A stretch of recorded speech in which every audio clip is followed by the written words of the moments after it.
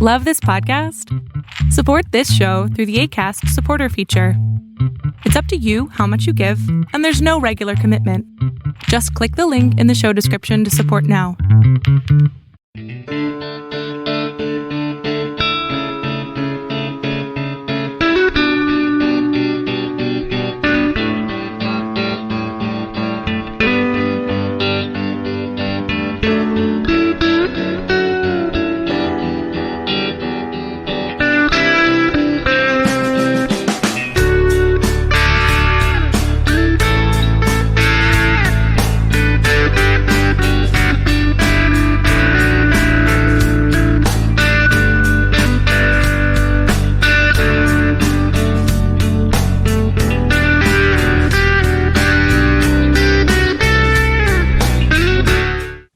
Hola, ¿qué tal? Bienvenido a Letras Habladas. Hoy es el episodio número 3. Muchísimas gracias por estar pendiente de lo que hacemos, por todos los comentarios que hemos recibido acerca de los dos programas previos que tenemos. Recuerda que nos puedes escuchar todos los martes, ya sea en YouTube o en nuestros canales de podcast como Spotify y Apple Music. Estoy, como siempre, acompañado de Aranza Sánchez, nuestra responsable de contenido multimedia de Filosofía en Red. Ari, bienvenida. ¿Cómo estás? Hola, ¿cómo están? Estoy otra vez muy emocionada por estar por acá otra semana más. ¿Qué tal? ¿Cómo te fue en la semana? ¿Qué tal? ¿Qué tal tu semana? Antes de empezar con... Bien, todo tranquilo. La verdad estuve también leyendo como un poquito de los temas que íbamos a hablar hoy. Y también, pues, con cosas de la escuela, con la parte ya de la titulación, ¿no? Que luego nos toca, que es la parte más difícil, ¿no? La que todos queremos llegar y cuando sí, estamos nadie queremos vivir. en la mera hora ya dices, ay, no, ¿por qué estudié esto? Pero a todos nos pasa, pasa. Son gajes del oficio. Pero sí. Pasa rápido, solo un añito y ya. Sí. Rápido se pasa. Bueno, en el capítulo anterior, cuando concluíamos el tema, llegamos a... Ari propuso una temática muy interesante por el día de hoy. Quizás se puede dar una idea un poquito por lo que está aquí atrás acompañándome. Pero antes de ello, bueno, Ari, platícanos cómo es que llegamos a ese tema. ¿Por qué se te ocurrió? ¿Qué es lo que te inspiró a hablar de y de qué vamos a hablar? Bueno, vamos a hablar de, justo como lo mencionamos en el capítulo anterior, un poco de los mitos que giran en torno a la Edad Media. Este tema, pues creo que tanto a Miguel como a mí nos gusta, ¿no? Y bueno, yo lo pensé más en el sentido de que yo la verdad en la carrera, normalmente en las materias pues te enseñan filosofía griega y luego se saltan literalmente toda la Edad Media y te empiezan a enseñar desde Descartes, luego Bacon, Locke y todos esos autores que siguen después, pero toda esa parte de la Edad Media se la saltan. Entonces eso es algo que en un momento me llamó la atención. Yo ya había escuchado mucho de un filósofo que se llamaba Santo Tomás de Aquino, y me decían que si quería verdaderamente entender súper bien a Aristóteles, podía ser también como a través de él, ¿no? No solamente leyendo a Aristóteles mismo, ¿no? Que obviamente para entender a un autor tienes que leerlo a él, ¿no? Pero también sirve muchísimo leer a otros autores que han hecho críticas respecto a sus obras. Entonces, pues leyendo un libro que se llama El pensamiento de Santo Tomás de Aquino, que de hecho lo tengo acá, hablaba un poco de cómo la gente cree, ¿no? Que la Edad Media es una etapa oscura en donde se dieron, más que avanzar, se dio como un retroceso. Entonces, que no hubo avances científicos, que básicamente todo lo que se había logrado durante durante los griegos y todos los descubrimientos y toda la filosofía que se gestó ahí, desapareció completamente y lo que hizo la Edad Media fue como tergiversarla, ¿no? Y hacerla como propia, pero digamos desfigurándola. Entonces, creo yo que eso no es cierto y cuando uno va leyendo a los filósofos que pertenecen a esa época, te das cuenta de que más bien provienen de otros prejuicios, ¿no? Y pues es como muy, muy triste todo eso porque al final es una época entera, estamos hablando de un periodo muy largo de tiempo y entonces te pierdes muchísimo, ¿no? De todo el conocimiento que pues se gestó en todo ese tiempo, ¿no? Sí, bueno, antes de comenzar, off topic, el libro que les mencionó Ari lo vamos a poner a quien le interese en los enlaces de la descripción, pues para que lo vean, lo consulten y pueden adentrarse un poquito a Santo Tomás, el pensamiento. Y algo que suena súper interesante y que a lo mejor a mí me pega mucho es que siempre, o a lo mejor yo por mi formación un poquito en cuanto a las ciencias religiosas, cuando piensas en Santo Tomás o piensas en San Agustín, y lo vinculo más, o en mi inconsciente viene más la idea o la palabra teólogo, y no la palabra filósofo. O sea, son filósofos, por supuesto, pero siempre nos quedamos con esa impronta. Bueno, como les comentábamos y adelantándoles, aquí está la Suma Teológica, que es el trabajo más importante de Santo Tomás de Aquino, y por acá tenemos a San Agustín y sus confesiones. Es el primer trabajo introspectivo de la historia, es una forma de acercamiento, pues, no tanto a lo mejor a lo dogmático, a lo estructurado, pero sí al pensamiento real de la persona, en este caso de San Agustín. Y como dices, tanto para entender, los griegos, o más bien ellos, Tomás y Agustín, emanan directamente de Aristóteles, emanan de Platón, de los herejes, de esos herejes blasfemos para muchos en la Iglesia Católica. Y curiosamente, esa edad oscura, pues edad media, trae muchas cosas que también traen cosas buenas, traen cosas favorables, también trae la otra cara, ¿no? También, por supuesto, cualquier era, cualquier época, no importa de cuál hablemos, tiene esas dos contraluces.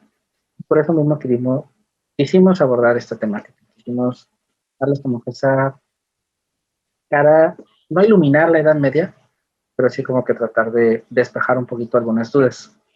Mm, ¿Qué es lo primero, Ari, que tú como que descubriste o se te iluminó cuando quisiste acercarte a la Edad Media? Que es como que, ¿qué es lo que primero te impactó en esos mitos, en esa tribulación que siempre hay para hablar de la Edad Oscura de la historia? Pues yo creo que lo que más me impresionó en ese momento fue que cada autor, como tú dices, al final lo que tratan son temas relacionados con Dios, entonces mucha gente lo asume como que todo el pensamiento que se dio ahí nada más giró en torno a la fe. Y, por ejemplo, yo lo vi muy marcado en Santo Tomás de Aquino, aunque yo sé que pues no fue el único, pero me di cuenta de que la fe tenía una parte también o un aspecto racional, y eso es algo que no te hacen ver en la universidad, ¿no? En la universidad te dicen básicamente que tanto los filósofos o los teólogos o los autores que ven ahí, todo gira en torno a la fe, entonces como que no hay una parte racional.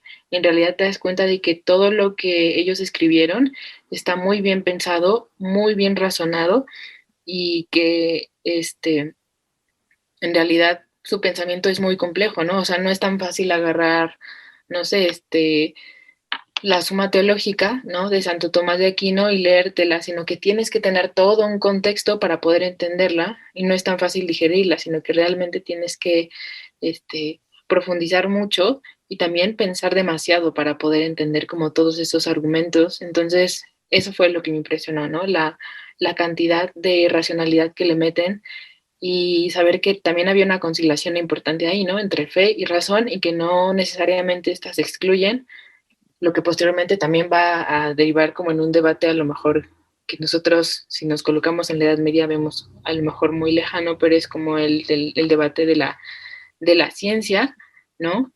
Y de la fe o de la religión, pero en realidad son cosas que se gestaron ahí mismo, ¿no? En la Edad Media y a lo mejor nosotros por desconocimiento, por ignorancia o porque justamente no te lo enseñan tanto, no lo sabes. Y es que hay algo importante, y a lo mejor desde el punto de vista filosófico se olvida, o desde el punto racional o no racional, desde el punto mundano también se obvia, pero hablando en particular de la fe cristiana, la teoría dice que la fe cristiana es la conclusión racional a lo que llega el ser humano. O sea, un creyente, un cristiano como tal, o sea, lo que debería de ser, se supone que se acerca y cree, no solo porque se lo dicen, sino porque su razón llegó a esa conclusión. Y eso es algo que, quizá por esa inercia de la religión, quizá por esa inercia del catecismo, de que se le enseña a los niños y que cómo se va formando a lo mejor un creyente, se obvia. Y también a veces desde la misma base creyente, ¿no? Es como yo solo tengo que creer porque pues, me lo dicen que lo crea. Pero no llegando a o porque crees precisamente que hay ese conflicto de fe con razón, cuando no, cuando de alguna otra manera son hermanas o se hermanan de cierta manera. Simplemente, por ejemplo, poner a Mendel, el padre de la genética, era sacerdote. Eh, quien postuló la teoría del Big Bang era sacerdote. Entonces, cosas que quizá podríamos decir desde este lado, bueno, ahí nos saltamos muchos años, ¿verdad? Pero quizá podemos decir como un genetista, como un astrofísico, un cosmólogo, pues va a decir que hay una explosión, ¿no? Del Big Bang. ¿Cómo va a ser un creyente? Y es cuando llegas a esa conclusión. Y cuando la razón, desde el punto de vista de la fe, se supone, y debería la razón asombrarte y por tal llevarte como consecuencia de la fe. Es donde descubres la inmensidad de algo o de alguien en ese sentido, porque en la fe cristiana ese es el encuentro con alguien, no con algo, diferente a otros tipos de espiritualidades. Cuando te das ese acercamiento con ese alguien, en donde el ser humano se descubre pues, pequeño, íntimo, es que llega a la conclusión de que hay algo que es infinito, que es supremo, consecuencia de todo esto.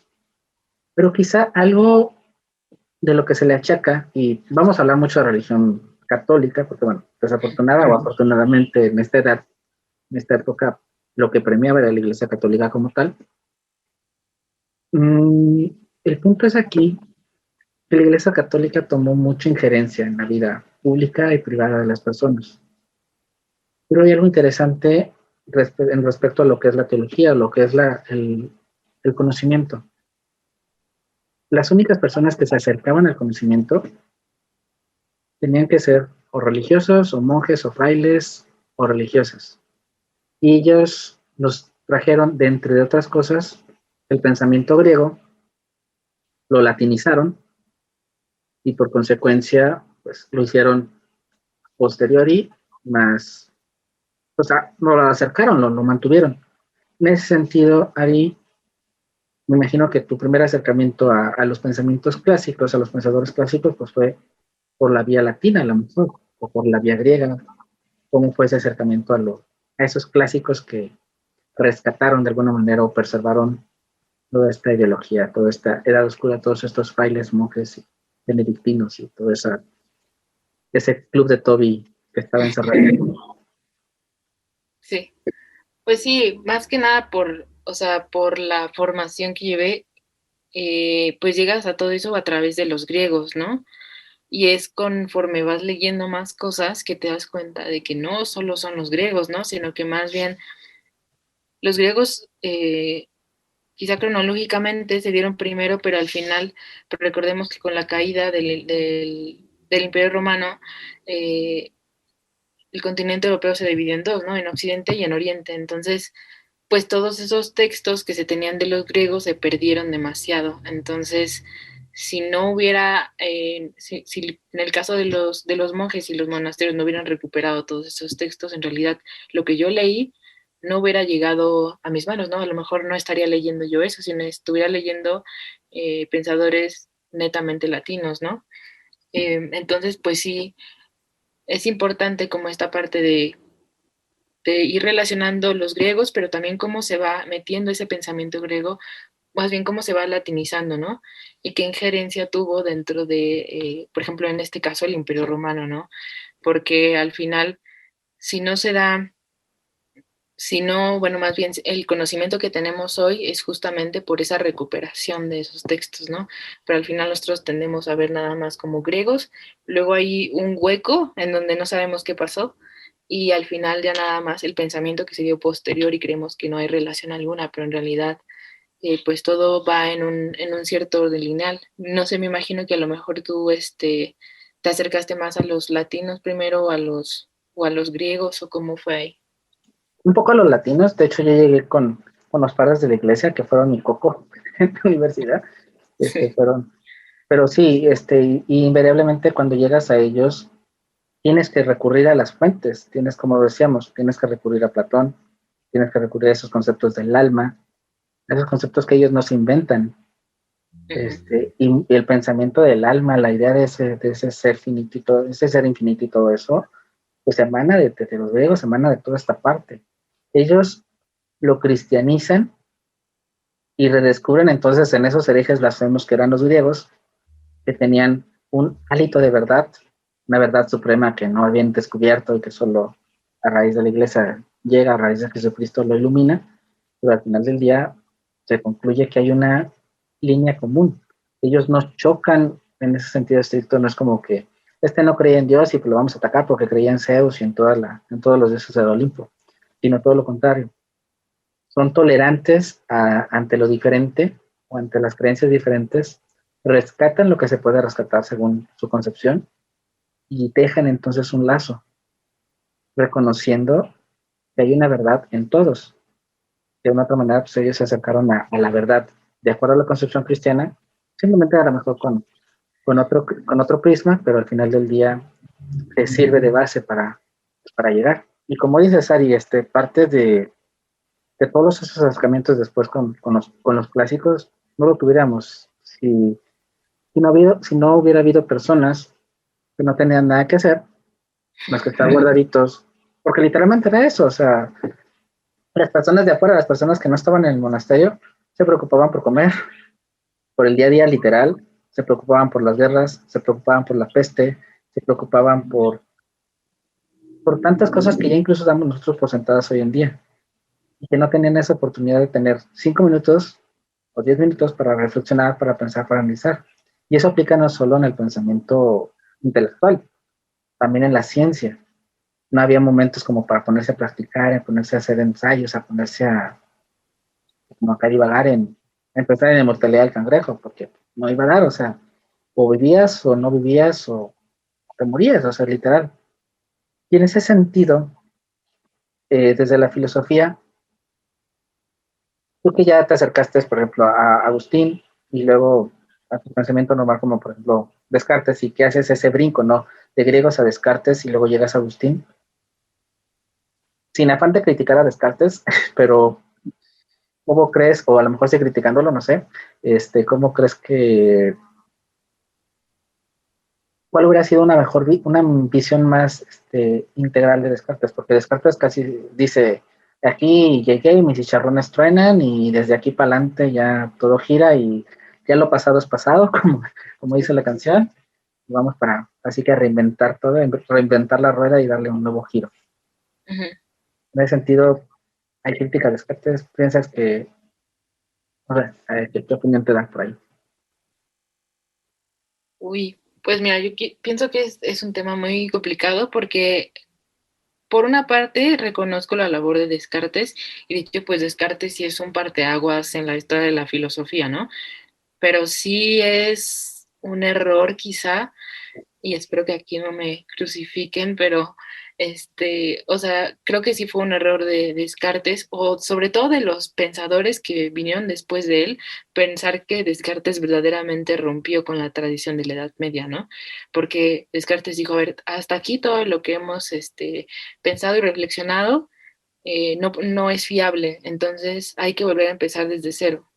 Y entonces muchos atribuyen que Descartes fue uno de los primeros filósofos que realmente empezó a pensar desde la introspección. Y eso es completamente falso, porque como tú mencionabas hace ratito, la primera, yo creo que una de las primeras manifestaciones en que vemos que mediante la introspección se llegan a conclusiones importantes es con San Agustín, ¿no? En las confesiones, cuando él está escribiendo y está hablando con Dios y él empieza a hacer un recuento de toda su vida y dice, bueno, a ver, pasó esto, esto y esto, y empieza a hablar del mal, de cosas tan complejas como el mal, como el tiempo, ¿no? Te das cuenta de que en realidad ese pensamiento ya había estado presente antes, ¿no? En la Edad Media y quizá también pues con los griegos, pero como Descartes en realidad fue el que dijo, bueno, desde aquí vamos a dudar de todo y vamos a empezar otra vez, muchos han puesto a Descartes en un pedestal y han creído que él ha sido el pionero de ese tipo de reflexión, pero quizá no, ¿no? Más bien ese es el peligro, ¿no? De cortar con ese tipo con esa continuidad que lleva la historia, ¿no? No es, pues, cortar y volver a empezar, sino es, bueno, o sea, claro que después, ya cuando lo vemos de manera, pues, un poco más a profundidad, nos damos cuenta de los alcances que tuvo ese tipo de pensamiento con Descartes, ¿no? Pero quizás sería mucho más rico volver atrás y decir, bueno, Descartes hizo esto, esto y esto, y obviamente su filosofía repercutió de una manera importante, ¿no? Y también influyó en muchos filósofos, pero al final, pues todas esas cosas también las podemos encontrar en la Edad Media. Y el no regresar a eso, quizá puede ser que perdamos una parte muy importante, ¿no? De incluso de retroalimentación o de cosas que podríamos incorporar ahora, ¿no? Tanto a la filosofía de Descartes como a la filosofía que vino posterior, ¿no? Quizás ahorita en los últimos años, bueno, en los últimos tiempos quizá, se ha dado más importancia a este tipo de reflexiones como las de San Agustín, ¿no? Y se ha empezado a valorar que, bueno, él fue también el que hizo este tipo de reflexión a partir de la introspección, pero, pues no sé, pienso también como en todos estos años, ¿no? En los que no se volteaban a ver la Edad Media y todo lo que pasó y el tipo de reflexiones que se dieron y todo lo que se perdió. Hay algo que de lo que comentas, quiero tomar algunas cositas. La primera, y creo que va un poquito ligada a lo mejor a cómo se aborda no solo a la Edad Media, sino a los teólogos que son filósofos, o a los, más bien a los filósofos que son teólogos, porque en teoría, bueno, así se estudia de antemano la teología. Cómo encasillas a lo mejor a una opinión y determinas si viene de un creyente o de un no creyente. Y el ser creyente o el hacer una reflexión iluminado por Dios te puede dar una cierta valía o una cierta credibilidad o no en un plano académico. Por ejemplo, ahorita que hablas de confesiones, Agustín habla del mal. ¿Por qué no pensar que en ese diálogo con Dios, en lugar de que sea con Dios, es con tu conciencia, con su conciencia, con su introspección? Porque a lo mejor desde el plano académico decir, bueno, a lo mejor sí estaba rezando y estaba escribiendo en una oración, en un acto espiritual, pero desde el plano racional, pues estaba hablando consigo mismo, estaba en un soloquio, ¿no? Estaba dialogando con sí. O sea, darle esa credibilidad a partir, no de ese diálogo con Dios, sino de esa introspección, en donde quizá podríamos entender a lo mejor si lo viéramos de esa manera, y como filósofos o como académicos, rebajáramos, se va a ir de herejía, y a lo mejor a mí me van a tachar aquí los creyentes, rebajáramos a Dios a la razón y decir que toda la conversación que se tiene con Dios, desde el punto de vista teológico, se tiene con la razón.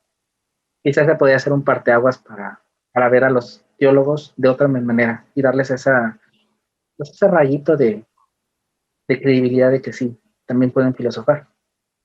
Del otro lado, de lo que comentas de Descartes, se me viene a la idea algo que es más fácil a veces destruir y volver a construir o resanar. Porque, por ejemplo, en ese sentido, Descartes, pues, destruye y dice, ¡pum! Y vuelvo a empezar. O hay otros pensadores, y en otras cuestiones de la vida también, donde a veces resanas. Por ejemplo, y sin que se haga crítica a ningún gobierno, pero por ejemplo, a veces en programas sociales o en políticas sociales, a veces que es más fácil que llegue un político cualquiera y diga, voy a acabar con estos programas porque son corruptos, como voy a meter a estos programas, voy a ver qué es lo que hay de corrupción, la voy a sacar y voy a rescatar lo bueno y lo voy a mejorar y lo voy a trabajar. Porque ya tiene un proceso, porque ya tiene un trayecto, porque ya hay algo que se ganó. Creo que en ese sentido también lo podemos aplicar a la vida. ¿Por qué? Porque incluso académicamente se nos dice siempre, citen a las fuentes, a donde llegas, porque eso te da tanto el feedback que comentas tú, esa retroalimentación que es necesaria en un diálogo y más en este tipo de diálogos, en estas reflexiones filosóficas, como también a valorar lo que se tiene, ¿no? Por ejemplo, en Oriente se hace mucho que es el respeto a esos mayores, ¿no? En ese sentido, como haciendo esa analogía, respetar a los mayores, darles ese lugar, darles ese sitio de, tú dijiste esto, a lo mejor estabas mal, o a lo mejor el 90% de lo que dices no choca conmigo o choca con lo que quiero hacer, pero hay un 10% que nos puede servir y que desde ese 10% podemos trabajar. Y en esta idea, pues en esta temática se me viene muy bien lo que pasó con Filosofía en la Red recientemente. Filosofía en la Red, bueno, inició desde 2014, yo lo administro desde 2017 y literalmente solo lo administraba, solo se compraba el dominio y la gente escribía y todo. Pero a partir del año pasado, a partir del 11 de septiembre del 2020, hubo una revolución. ¿Y qué fue? Cambiamos todos los conceptos, se cambió toda la idea, se apropió, o me apropié propiamente del proyecto y le dimos una nueva visión. ¿Pero qué hice? ¿Qué se hizo? No destruimos. No dijimos, bueno, Filosofía de la Red queda en el archivo, queda olvidado, queda almacenado y adiós, gracias por servir. No se cambió el nombre, no nada. Simplemente se respetó lo que había y se construyó a base de eso y somos lo que ahora estamos. Y tan fiel a las fuentes somos que pueden entrar a Filosofía en la Red, hay una sección de archivo y pueden ver lo que éramos. Porque es respetar lo que hay, respetar lo que hubo, porque somos Filosofía en la Red y cualquier lugar o cualquier cosa, somos fruto de ese pasado. Pues respetar como que ese pasado, preservarlo, a lo mejor ya no, a lo mejor chocamos con todo lo del pasado, a lo mejor ya no nos gusta el pasado, pero simplemente decir, pues hay un pasado que se respeta, que se admira de cierto sentido, aprendemos de ese pasado y como que lo empujamos hacia algo nuevo. En ese sentido creo que aplica no solo a la filosofía, sino aplica a todos los ámbitos de la vida. No sé cómo ves esa parte, Ari, ya en planos más prácticos, no tan filosóficos quizá. No, pues súper de acuerdo, porque al final lo que dices, ¿no? O sea, lo que eras antes de alguna manera te lleva a lo que eres hoy, ¿no? Y tal cual como lo expresan algunas personas cuando se refieren a la historia, ¿no? El estudio de los hechos pasados te llevan también a no cometer los errores a lo mejor que se cometieron en un momento y no repetirlos. Entonces, y pues evidentemente hay esta parte que tú dices, ¿no? Esta parte de respeto y de trascendencia, ¿no? De recordar lo que hubo antes, no solo porque sirve para no cometer errores, sino porque pues es un legado, ¿no? Y es respetar eso que hubo antes de ti, porque como dije, ¿no? Aunque no lo veas, es lo que te va llevando a lo que eres hoy, ¿no? Entonces sí, creo que totalmente, ¿no? O sea, estoy totalmente de acuerdo contigo y creo que al final, pues en este caso específico, ¿no? Bueno, del Renacimiento que siguió a la Edad Media y de toda la filosofía posterior, trataron de no voltear a ver a la Edad Media, pero creo que, como dije, o sea, era un poco utópico no tratar de hacerlo, ¿no? Porque dijeron, bueno, no vamos a voltear a ver la Edad Media, pero sí nos vamos a regresar a los griegos. Pero cuando tomas a los griegos, tienes que tomar necesariamente a la Edad Media. ¿Por qué? Porque también es... Eh, si tú quieres desarrollar muchísimo más lo que tomaron los griegos, entonces vete a los siglos que fueron posteriores a eso que pasó, porque el pensamiento ya está más desarrollado, porque hay nuevas perspectivas, porque el avance tecnológico también te sitúa en un lugar diferente desde el cual pensar. Entonces, terminaron haciendo lo que al final no querían hacer, y por eso es que, a pesar de que nos falta mucho más por estudiar de la Edad Media, sí nos estamos regresando, ¿no? Ahorita. Y lo vimos mucho tiempo después, a lo mejor que era necesario regresarnos a toda esa filosofía, pero al final eso nos demuestra que sí, que mientras nosotros neguemos toda una historia o toda una trayectoria, al final vamos a tener que regresarnos, porque lo único que hacemos al avanzar y no regresar es un retroceso. No, y lo vieron, y como dices, el Renacimiento de una manera u otra, además, ¿no? Porque simplemente con las pestes aprendieron. A lo mejor no lo manifestaban abiertamente de, ya no usamos esto, nos bañamos, o tenemos ciertas medidas sanitarias, o hacemos estas ciertas cosas, nomás porque sí, o sea, porque habían aprendido de una situación, de una peste. Irónicamente, ¿qué sucede ahora, no? Regresamos a esa edad, ¿no? De cierta manera. Y vemos también, y algo que me da risa, y aunque en la filosofía de la historia se dice que no se vive como que doble vez o no hay como que esa repetición de hechos que siempre al menos siempre es algo nuevo. Irónicamente, pues lo estamos viendo de una u otra manera porque las conductas del pasado de las personas siguen siendo las mismas. Sigue habiendo gente que no cree, sigue habiendo gente que no se cuida, sigue habiendo medidas de protocolo como la sana distancia, que es algo que viene, no viene ahorita, no fue un invento del coronavirus, sino fue algo que siempre, que se sabe que funciona, porque precisamente venimos de ese arrastre científico de una u otra manera. Bueno, malo, defectuoso, no tan defectuoso, pero lo vamos emanando. Y como dices, si no, para que hubiera surgido todo ese boom renacentista, todo ese conocimiento se tuvo que rescatar de lo que vulgar, de lo que repetitivamente diría, pues bueno, se rescató de los conventos, se preservó ahí. Y también las universidades que se fundaron, como Oxford, como Cambridge, como Salamanca, que fueron fundadas en la Edad Media, se mantuvieron y dieron pie a lo que hay hoy en día en universidades a nivel internacional. Y también estaba leyendo cuando estábamos investigando, antes las carreras universitarias duraban como 7, 8 años. Sí. Y sabían de todo. O sea, realmente un licenciado de algo era casi lo que a lo mejor valdría ahorita un doctorado o una maestría.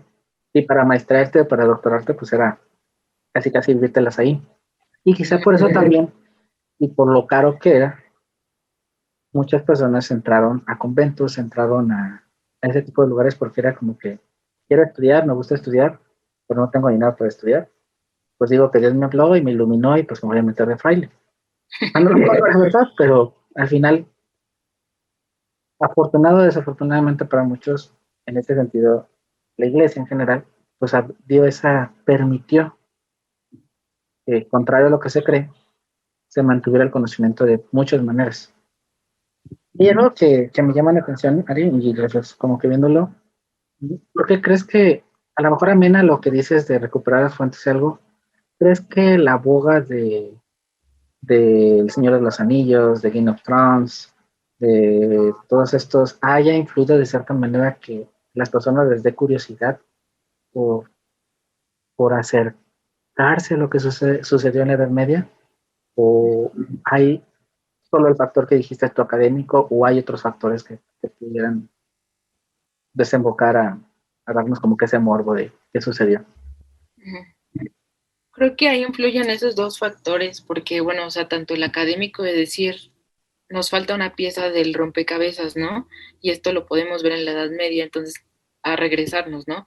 Pero también creo que las películas o las series que han sacado también muestran como un lado un poco místico, oscuro de la Edad Media, y entonces eso creo que llama mucho la atención, ¿no? Que al final pues no está alejado de la realidad, ¿no? O sea, si nos regresamos como a todos esos a esa época, pues nos damos cuenta de que, por ejemplo, ahí se originaron también los arquetipos de los que hablaba Jung, o incluso se practicaba todavía esta parte de la alquimia, ¿no? Se hacían enciclopedias gigantes, ¿no? Hablando de animales mitológicos. Entonces, creo que toda esta obra mística también ha hecho que mucha gente voltee a ver, ¿no? A la Edad Media, ¿no? A lo mejor diría uno, bueno, pero ¿y dónde se queda la parte de todo el pensamiento, ¿no? La parte realmente, pues, rica, por así decirlo, académica, ¿no? Pero al final es una manera en que la gente se ha ido acercando y se han dado descubrimientos interesantes, ¿no? Porque, como digo, o sea, al final, eh, pues son cosas que se retomaron en otras ramas que a lo mejor no sabemos, como por ejemplo en el psicoanálisis con Jung o en algunas otras, pues no sé, como terapias que han funcionado también, como por ejemplo tan solo esta parte de los arquetipos, ¿no?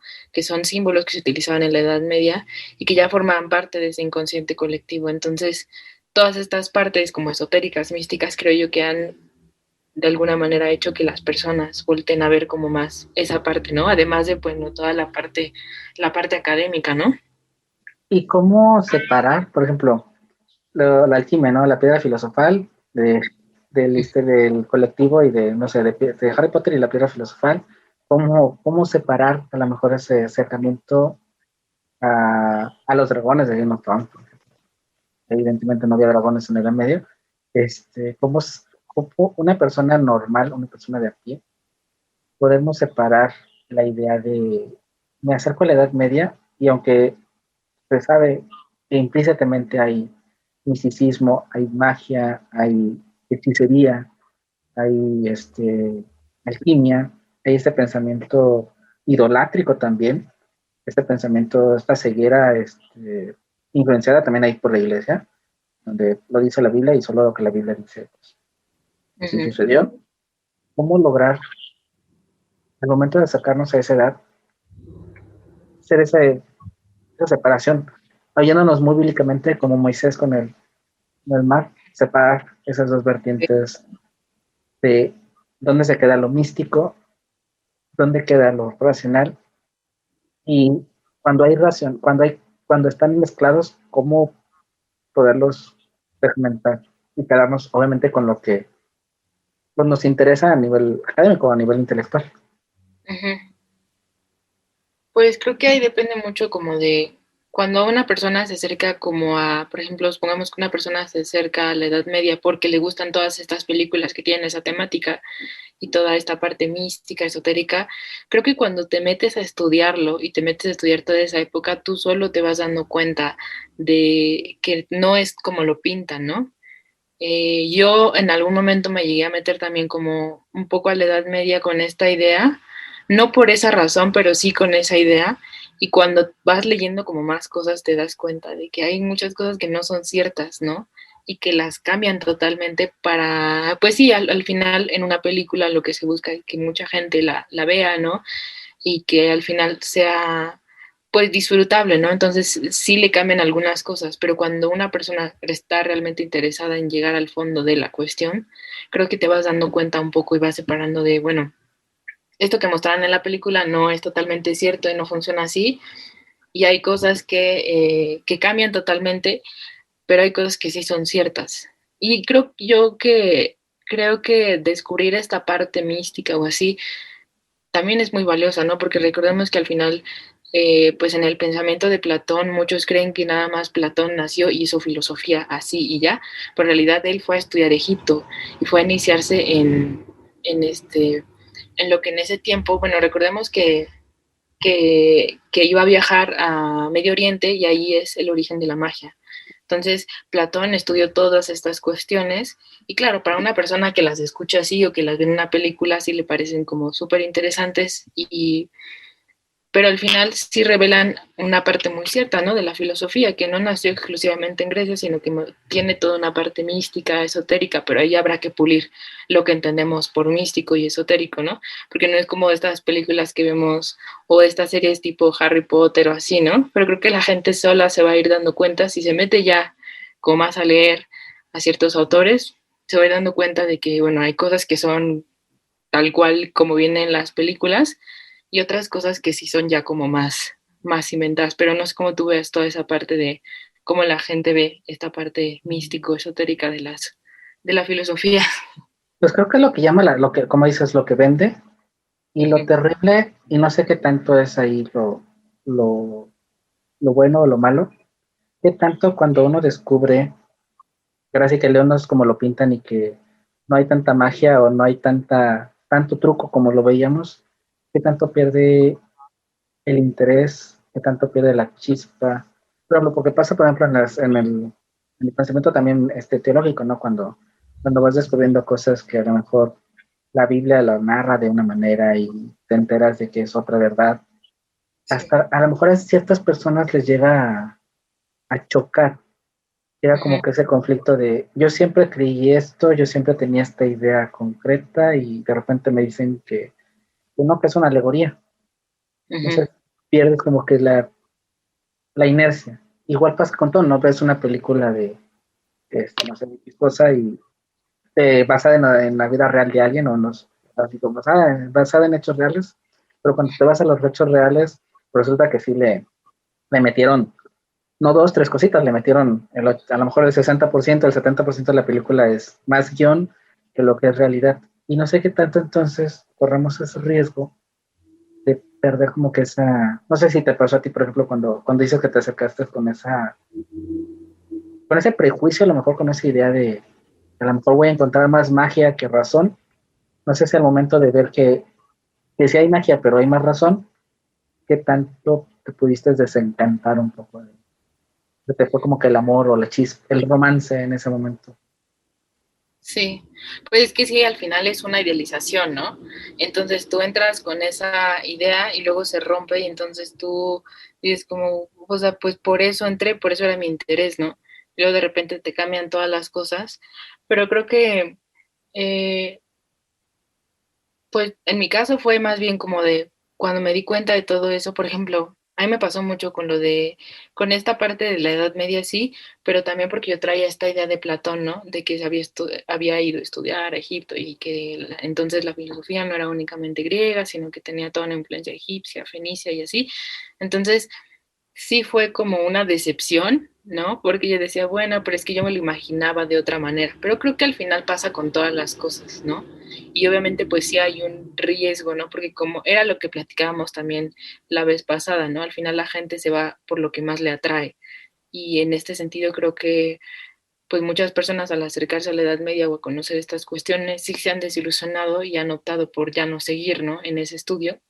Y esa es la parte como quizá triste, ¿no? Pero también si lo piensas como desde otra perspectiva, ¿no? Y dices, bueno, al final eh, creo que es mucho más interesante meterte como en todos estos argumentos, quizá místicos o así, pero que ves que en realidad no son tan místicos, sino que tienen un trasfondo mucho más racional, se puede entender mejor, ¿no? Pero obviamente sí hay un riesgo, por así decirlo, ¿no? El hecho de que la gente se desencante de todas esas cosas que le parecían como mucho más interesantes, ¿no? Mucho más que se podían atribuir más a películas que esas personas tienen interés, ¿no? Pero al final, pues si lo piensas, yo creo que pues no era un interés genuino, ¿no? O sea, porque al final si se hubieran metido a tal cosa o a la Edad Media o lo que sea y realmente les hubiera interesado, pues se hubieran metido muchísimo más, ¿no? Pero no sé,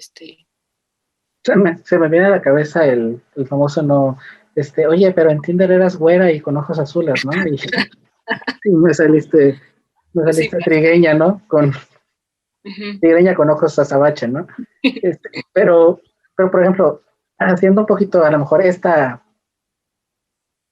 mundanidad tan tecnológica, creo que en ese sentido, por ejemplo, si te tocara la vista güey con ojos azules y te tocó tigreña, creo que vas a descubrir, como dices, el interés genuino, porque vas a ver si realmente lo que te interesó fue el chat que tuviste con ella para llegar a lo mejor a la cita y todo lo que desencadenó el que sea realmente que te interesa la persona. O sea, a lo mejor me voy a escuchar muy, muy utópico, muy fumador, pero el que realmente te interesa la persona, que te interesa la esencia, ahora sí que el ser, o realmente te fuiste solo por el cascarón. Pues en ese sentido creo que aplica en todo, ¿no? O sea, a lo mejor sí se te va a presentar atractiva la magia y con la Edad Media, o a lo mejor se te va a presentar, como dices, Platón, con el pensamiento griego y era el iluminado de Grecia. Perdón si creo que nos van a crucificar mucho, ¿verdad? Con tanto pensador que estamos bajando del pedestal, pero Sí. este, por ejemplo, Platón y con todas estas ideas, pero cuando descubrimos a la persona, en este sentido, por ejemplo, a Platón y descubrimos a la persona, también vemos algo que lo que estábamos comentando, que todo es fruto de algo, así como el pensamiento o la filosofía contemporánea, de una u otra manera, le gusta Descartes o no le gusta Descartes, emana de la Edad Media y emana de todo esto. También Platón, pues Platón no descubrió el hilo negro. Obviamente le da una reinterpretación y aporta cosas nuevas, pero siempre en base a algo. Entonces, en ese sentido, creo que el tener esa apertura a, ok, veo algo, me es atractivo, me es interesante, pero me adentro y realmente me intereso por lo que es, porque vas a descubrir, como dices, la verdadero motivo y más que el motivo, vas a realmente aprender o conocer, realmente descubrir lo que es, porque ya te digo, se queda en esas banalidades, ¿no? De que una atracción o realmente te enamoras del saber o te enamoras de las cosas. Uh-huh. Bueno, algo que también de este pensamiento, ya si quieres para ir cerrando un poquito, como decíamos al principio, siempre se dice que el pensamiento medieval o el pensamiento de los pensadores medievales es anticuado, es desfasado, porque pues está pensado, está enfocado a Dios, porque pues son magos o místicos o andan en esas ideas como que la tierra es plana y Dios es todo y la Biblia da todas estas órdenes. Pero platicábamos algo muy bien, me recordé mucho cuando estábamos preparando el programa, porque hablamos el episodio pasado sobre los contextos. Y que obviamente no vas a entender o no vas a querer engranar, no vas a sacar a Agustín de la Edad Media y lo vas a meter aquí y lo vas a tratar de... Y que todo lo que dijo Agustín tiene que cuadrar con el pensamiento de ahora. Porque para empezar, pues han pasado muchos siglos, han pasado muchas cosas, se han descubierto muchas cosas. Y otra, obviamente somos hijos del tiempo. Y nosotros, independientemente, pensamos, concebimos y el mundo es diferente a lo que era para Agustín, lo que era para Tomás, lo que era para otros grandes. Eh, ¿Qué tan fácil o qué tan difícil pudiera ser para, para ti, por ejemplo, contextualizar las ideas? Porque si a veces es complejo porque no se lees, e incluso pasa con ellos y pasa con cualquiera, ¿no? Lees a algún pensador, no sé, lees a Kant y quieres que lo que dijo Kant sea aplicable ayer, hoy y siempre, o algo no. Cuando a lo mejor sí hay una cierta reminiscencia de ese pensamiento, pero obviamente se tiene que ir como renovando. Porque obviamente el pensamiento humano se renueva, nosotros nos renovamos. Entonces, ¿cómo poder contextualizar las palabras que dijo alguien hace tanto tiempo para no, quizá no defenderlo, pero sí entenderlo y comprenderlo de acuerdo a lo que quiso decir cuando lo quiso decir? Sí. Esto que tú mencionas de los contextos, sí es como habíamos platicado también la vez pasada, ¿no? Súper importante, porque aquí también entramos en un problema, ¿no? Que discuten muchísimo, que es el hecho de separar a un filósofo o un pensador de su vida, ¿no? O sea, su obra de su vida. Y yo creo que por ejemplo, aquí en la Edad Media es algo que podemos ver de manera más clara, ¿no? El por qué es importante contextualizar, porque como tú dices, si nosotros ahorita metemos a Santo Tomás en una discusión de ahorita, ¿no? En una discusión actual sobre bioética, ¿no? O a Platón en una discusión sobre bioética, pues no va a encajar demasiado, ¿no? Entonces, creo yo que sí es muy importante, ¿no? Se me viene a la cabeza mucho el ejemplo de Nietzsche, ¿no? Hay muchas personas que leen a Nietzsche pero en realidad como que no saben todo el contexto de su vida. Y si supieran todo el contexto de su vida, sabrían por qué escribía lo que escribía o cómo escribía lo que escribía, ¿no? Pues Nietzsche pasó muchísimo tiempo enfermo y habla muchísimo de eso en su obra, ¿no? Quizá de forma distinta, ¿no? Habla como de nuevos nacimientos, ¿no? De, de sí, como una etapa de curación, de sanación, y pues eso tú lo lees separado de su vida y no lo entiendes. Quizá lo entiendes a qué se refiere, pero lo entiendes más cuando te vas al contexto de su vida. Pues lo mismo pasa con los pensadores de la Edad Media, ¿no? Lo mismo pasa con San Agustín, lo mismo pasa con Santo Tomás, ¿no? Que básicamente, pues no, las ideas que él tenía no concordaban con las de su familia y entonces lo encerraron en una torre y no podía salir. Entonces, también bueno, su pensamiento, ¿no? Pues que también muchos han dicho que leyéndolo ya de manera posterior, ¿no? Es un filósofo. Y eso también nos demuestra la riqueza de su pensamiento, ¿no? Pero al final es muy importante ver el contexto en el que vive, porque siempre el pensamiento que se produce en una determinada época es una reacción a ella, ¿no? Y en el caso de Santo Tomás, pues no fue diferente, ¿no?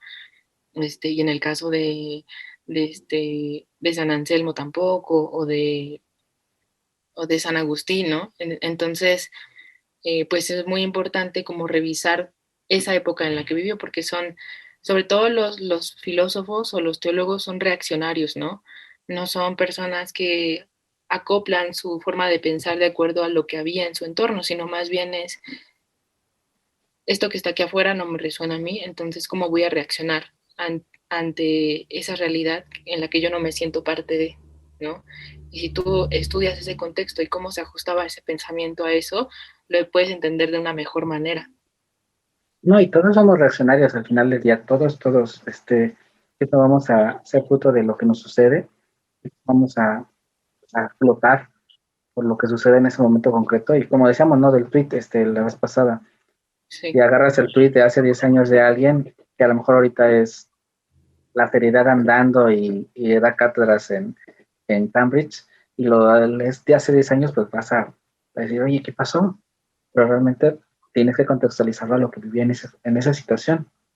Lo que comentas de Nietzsche, me puse a imaginar que cuando lo lees fuera de contexto, pues a lo mejor hasta dices que es creyente, ¿no? Y Sí, que le estaba hablando Dios y le estaba iluminando para el nuevo renacer, o quería fundar una nueva religión ahí. Y hablando de un poquito de los autores, algo que nos caracteriza a Filosofía en la Red precisamente es eso. Queremos siempre contextualizar a los autores y que lo conozcan. Una de esa manera, y creo que quizá una de las maneras más sencillas, menos filosóficas, pero más reales, es la música. Y se va a ir a comercial porque es comercial, pero bueno, pueden buscarnos en Spotify y tenemos ahí playlists de autores. En estas playlists, cada autor sube su música favorita, sus canciones preferidas. ¿Con qué intención? Precisamente con la que los conozcan. Ahí van a entrar, por ejemplo, a la lista de Aranza y van a ver lo que escucha Aranza de verdad, lo que es Aranza en sí, y la pueden conocer. Y entonces, ahora sí, cuando se metan a leer un artículo de ella, pues pueden empatar un poquito, pueden comprender de cierta manera, porque la música al final del día es un lenguaje universal, pueden conocer qué es lo que le llama, qué es lo que le apasiona, qué es lo que realmente siente y pues, experimenta. Ari, ya como modo de conclusión, ¿qué te gustaría decir?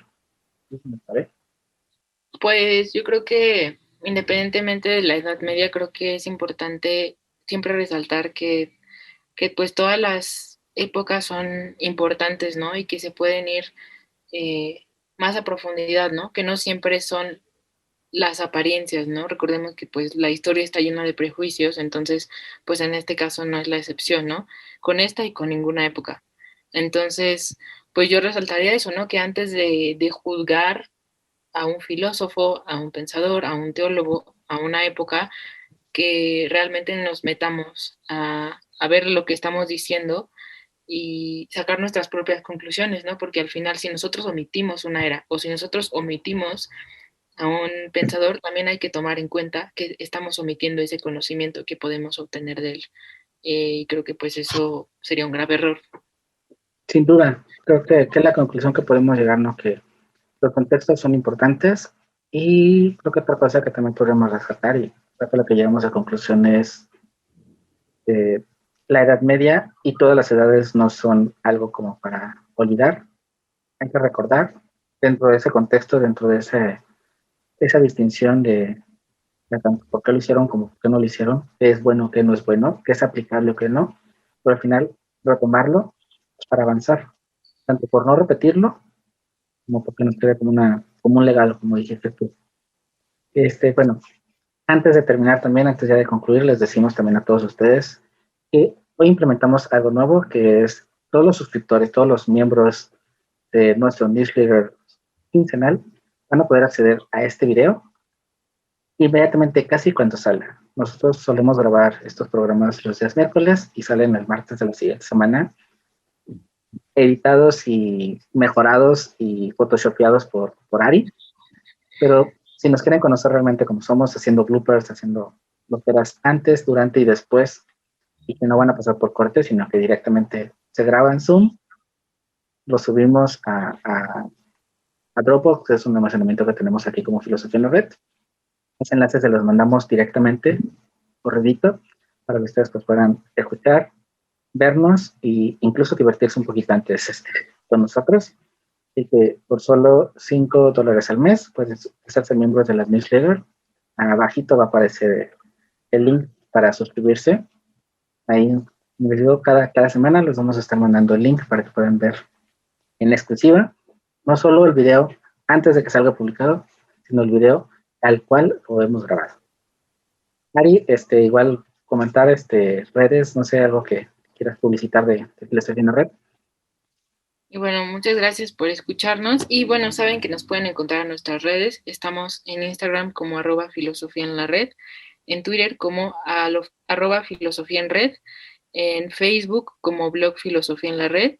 Y bueno, no se olviden de seguirnos en el blog para que puedan entrar ahí y revisar todos los artículos de los autores, que les vamos a poner igual todos los links aquí abajo, pero nos pueden encontrar en www.filosofiaenlared.com. Y igual los invitamos, ¿no? Al newsletter para que se suscriban y pues van a tener ahí como muchos contenidos exclusivos, entonces esperamos que también se animen a encontrarnos por ahí.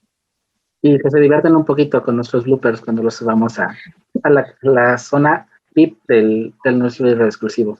Y Ari, ya antes de concluir, ¿qué te parece? Como ves, estamos en esta guerra constante siempre, o no esta guerra, esta afición constante de que subimos una foto a Instagram, subimos una publicación en Facebook, eh, publicamos un tweet y siempre estamos contando cuánto alcance tuvo, cuántos likes tuvo, cuántas personas lo vieron. ¿Qué te parece si hablamos un poquito desde la perspectiva un poquito filosófica y un poquito mundana también, de esa obsesión o esa adicción que tenemos a los likes y a esa vida ya no conectada, sino esa vida quizá de aceptación virtual? Pues, Sí, está genial porque es un tema que todos vivimos, ¿no? De cerca, no es algo que sea desconocido, ¿no? Sino que todos lo vivimos todos los días, literalmente.